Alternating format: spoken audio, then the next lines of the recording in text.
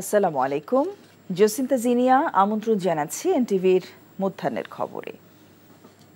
Diamond ওয়ার্ল্ডের ব্যবস্থাপনা পরিচালক দিলীপ কুমার আগরওয়ালাকে গ্রেফতার করেছে র্যাব।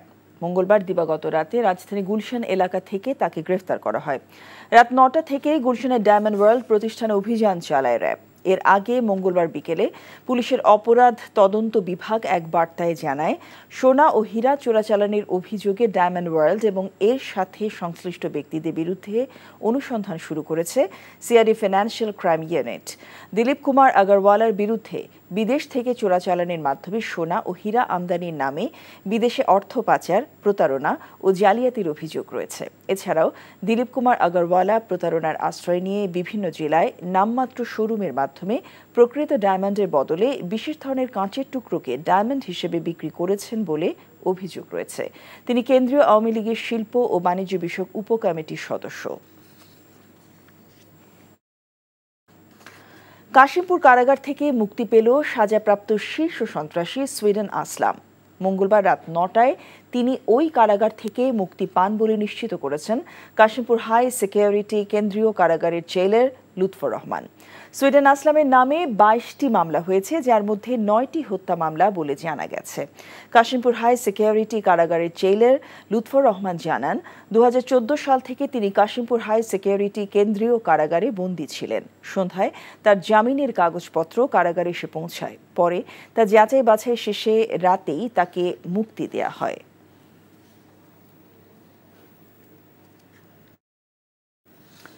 স্বপ্ন ছিল সেনাবাহিনীর একজন গর্বিত সদস্য হওয়ার, দেশ ও দেশমাতৃকার জন্য নিজের জীবন উৎসর্গ করার। কিন্তু পুলিশের ছোঁড়া বুলেটে সবকিছুই লণ্ডভণ্ড হয়ে গেল। গত ৫ অগস্ট টাঙ্গাইলে ছাত্র আন্দোলনের বিজয় মিছিলে অংশ নিতে গিয়ে আর ফেরা হয়নি মারুফের। মিছিলে পুলিশের গুলিতে ঘটনাস্থলে মারা যায় এই স্কুল ছাত্র। একমাত্র ছেলেকে হারিয়ে যেন পুরো পরিবারেই অন্ধকার নেমে এসেছে। টাঙ্গাইল থেকে মোহাম্মদ হোসেনের পাঠানো রিপোর্ট।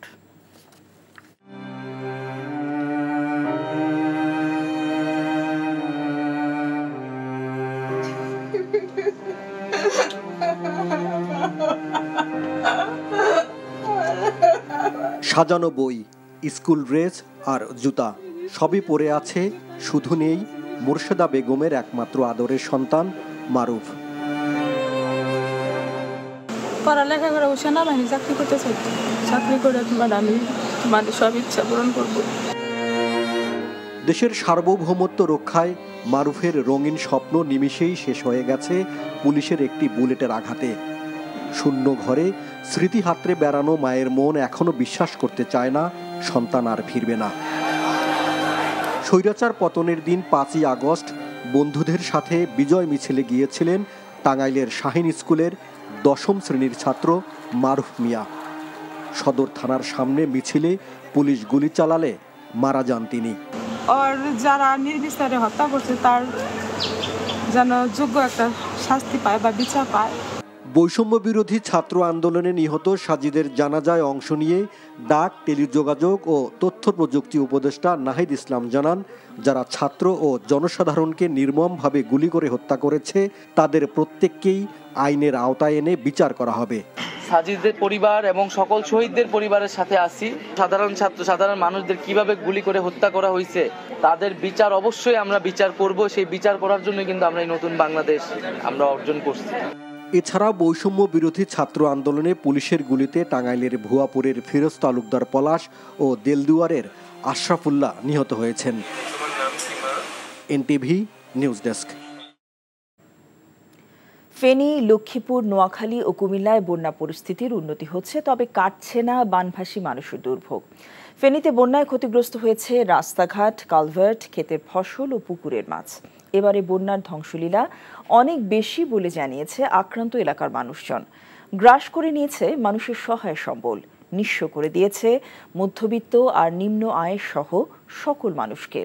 ফেনীতে বন্যার পানি নেমে যাওয়ায় কাঁচা ঘর, বাড়ির ভেতরে থাকা আসবাবপত্র সহ ব্যবহারের জিনিস সামগ্রী ধ্বংসের চিত্র বের হয়ে এসেছে।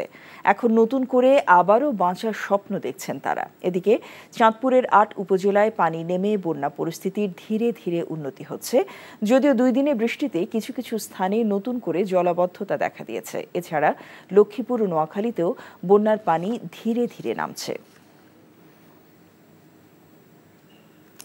বন্যা পরিস্থিতির খবর জানতে যাচ্ছি কুমিল্লার স্থানীয় প্রতিনিধি মাহফুজ নান্টুর কাছে। মাহফুজ, বন্যা পরবর্তী সার্বিক চিত্রটি সম্পর্কে আমাদেরকে জানাবেন।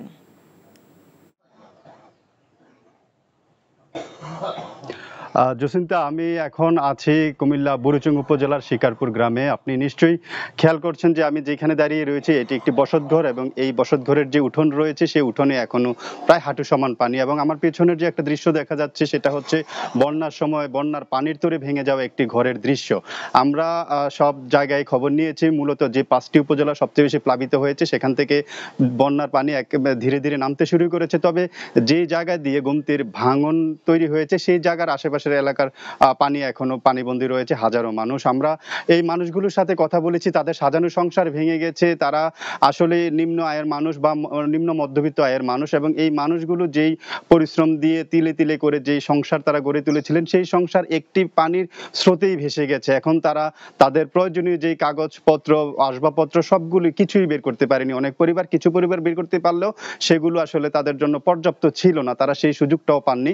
পানির তোরে সব তাদের এই সংসার ভেসে গেছে। আমরা সব উপজেলায়, বিশেষ করে কুমিল্লার যে 14টি উপজেলায় বন্যা হয়েছে তার মধ্যে 5টি উপজেলার বেশি ক্ষতিগ্রস্ত হয়েছে। সেখানে আমরা ত্রাণ ও পুনর্বাসন কর্মকর্তার সাথে কথা বলেছি।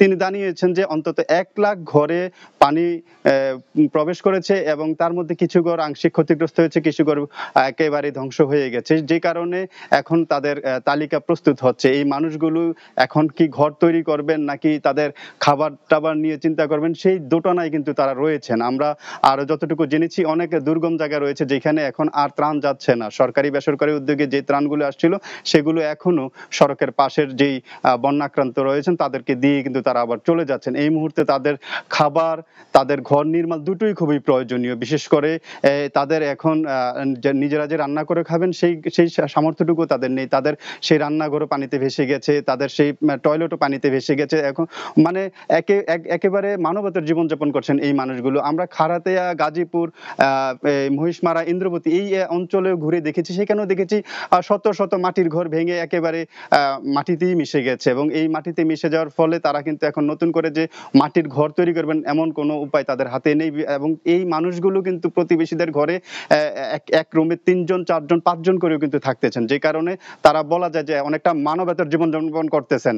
আর এই মুহূর্তে তাদের ঘর পুনর্নির্মাণের যদি সরকার থেকে কোনোরূপ উদ্যোগ না গ্রহণ করা হয় তাহলে তারা আরো কতদিন খোলা আকাশের নিচে থাকবেন তারাই জানেন। তো জসিন্তা, এই ছিল কুমিল্লা থেকে বন্যার সর্বশেষ পরিস্থিতি। দর্শক, কুমিল্লা থেকে জানছিলাম বন্যা পরবর্তী ক্ষয়ক্ষতির চিত্র। আশুলিয়ার শিল্পাঞ্চলে আবারও শ্রমিক অসন্তোষ দেখা দিয়েছে। সকাল থেকেই কাজে যোগ না দিয়ে রাস্তায় নেমে বিক্ষোভ করছে শ্রমিকরা। উদ্ভূত পরিস্থিতিতে ছুটি ঘোষণা করা হয়েছে একের পর এক শিল্প কারখানায়। স্থানীয়রা জানান, বেশ কয়েকদিন ধরেই অসন্তোষ চলছিল বিতর্কিত ব্যবসায়ী নজরুল ইসলাম মজুমদারের মালিকানাধীন নাসা গ্রুপ অফ ইন্ডাস্ট্রিজের প্রতিষ্ঠান নাসা সুপার নামের তৈরি পোশাক কারখানায়। সকালে এই কারখানার শ্রমিকরা কাজ বন্ধ রেখে আন্দোলন শুরু করলে তা ছড়িয়ে পড়ে আশেপাশের কারখানায়। আশুলিয়া শিল্প পুলিশ 1-এর পুলিশ সুপার মোহাম্মদ সারোয়ার আলম বলেছেন, পরিকল্পিতভাবে শিল্পাঞ্চলে অস্থিতিশীল পরিস্থিতি তৈরি করা হচ্ছে। শিল্পাঞ্চলে শিল্প পুলিশ ছাড়াও বিজিপি ও সেনাবাহিনীর টহল জোরদার করা হয়েছে।